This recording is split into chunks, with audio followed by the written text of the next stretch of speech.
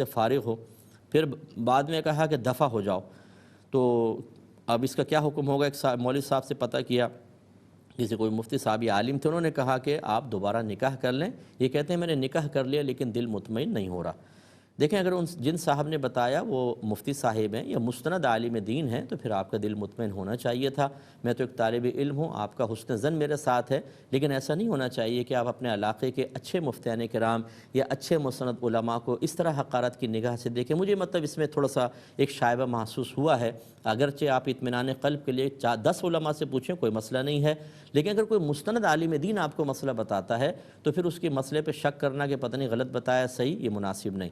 بہرحال چونکہ طلاق کا مسئلہ تھا اس لیے آپ اطمینان چاہتے ہیں، تو فارغ سے تو فوراً بیوی فارغ ہوئی، نیت تھی نہیں، یہ لفظ صریح ہے ہمارے نزدیک، طلاق ہو گئی۔